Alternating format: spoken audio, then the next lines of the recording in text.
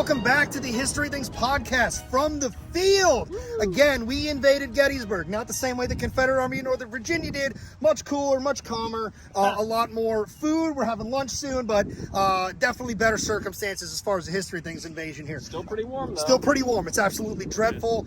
We hung out with Scott Hartwig earlier in this program. We were sweating so profusely. It was awkward. So, Cody, I apologize ahead of time for what's coming.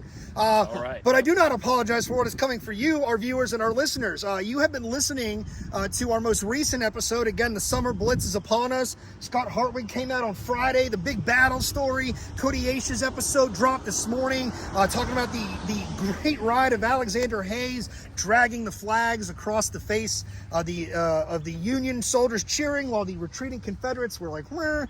And what we thought would be neat was catching up with our main man Codie on site. So, Codie, thanks for joining us, first of all. Thanks for having me. Very excited to be here where this happened. So this is it. Like, behind us is roughly where Hayes drops the flags and begins his ride. Can you take our listeners through just sort of what that moment looked like with some of the visual scene behind you here? Certainly. So we're at an iconic piece of the battlefield. We're along the northern end of Cemetery Ridge. The more famous piece of the Union defense, the angle, would be just off to your left as the viewer. Maybe, I don't know, what do we think, 300 yards or so in that direction? Maybe. We're close. We're very close. Even closer than that. And so we are at the position here that would have been near the center of Alexander Hayes' division. His headquarters were reportedly in or around, we're not exactly sure, the farm of Abraham Bryan. The house would be just to the viewer's right. You can see the barn off just behind us here. We're along Hancock Avenue, for those familiar with visiting the Gettysburg battlefield today. And it's in this general vicinity that Hayes and two of his aides, George Courts and David Shields, are reportedly going to grab a couple of Confederate battle flags. Depends on whose account you read as to whether they each had one, do they each have several, is it tied to the tail of the horse, is it being trampled under the foot of the horse? Codie, this is one of my favorite parts of your episode, is how many flags are there really in this story, in this moment, and who do they belong to? Because some people have beef. We captured those flags. Certainly. Why do we have them? It's a great story. So. Exactly, and if you read the monument, the divisional monument right behind the viewer, you'll see that it mentions there are 15 stands of colors that are captured. You read the official report, it's slightly different. So there are a lot of uncertain pieces of this story, but what we are certain of is that it happened, and it happened basically right here. Would have gone in a like a racetrack going in a counterclockwise format. Hayes will ride down the rear of the Union line on this side of the stone wall here just behind us, and then ride down the other side of the stone wall from the left flank of the 14th Connecticut down near the angle to the right flank of the 111th New York, the famous statue that we can see off to the right side of the viewer, down to their right flank. So we're near kind of the right center of where this would have occurred. It's visible to at least 10 units, soldiers from at least 10 units on the federal line. We have about 24 eyewitness accounts total. Most of them come from the federal units that are right in this area, part of Hayes' 2nd Corps division, but also part of the division of John Robinson from the 1st Corps, which is center reserve, sort of to the viewer's right rear. And there will be several accounts that come from that division as well. In addition to, way in the distance there, almost a mile away, Seminary Ridge, where the Confederate line is retreating back toward its main position.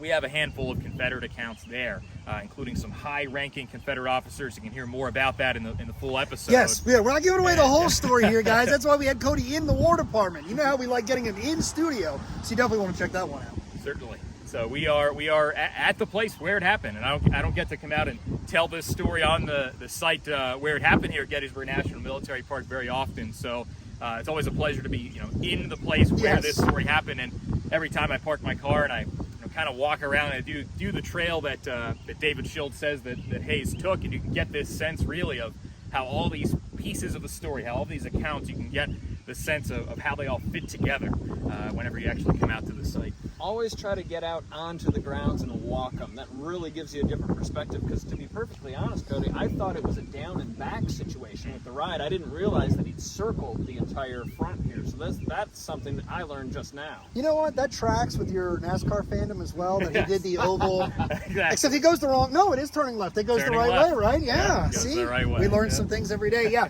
For those of you who have either never been to Gettysburg National Military Park, obviously despite all of Matt and mine's jokes being Antietam guys, get here. Yeah, this is one of the most incredible places you're going to find in any preserved military state. Doesn't matter where in the world. Gettysburg National Military Park is incredible to experience in person. For those of you who come here as a destination already, sort of a pilgrimage, I guess some of the people describe it that way.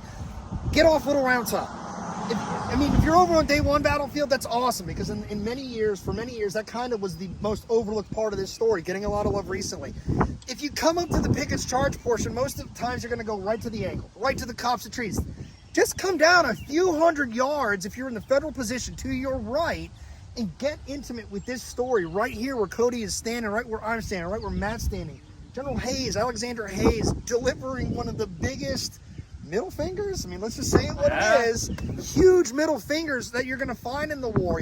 This Fredericksburg, Harper's Ferry, they're yelling over the wall, and then suddenly we're dragging flags. And go visit Codie and the gang over there at the Seminary Ridge Museum as well, because it's a gem on this battlefield site. And honestly, this isn't the last you're going to see of Codie and from the field. We're going to get to hang out with Codie one more time. So listen to Codie's episode. It's out right now. Spotify, Apple Podcasts. We're talking Alexander Hayes. We're talking about the guy. We're talking about mainly the ride here at Gettysburg. But Codie's just like this. There's context to the man. The moment is a moment, but there's so much more that goes into it.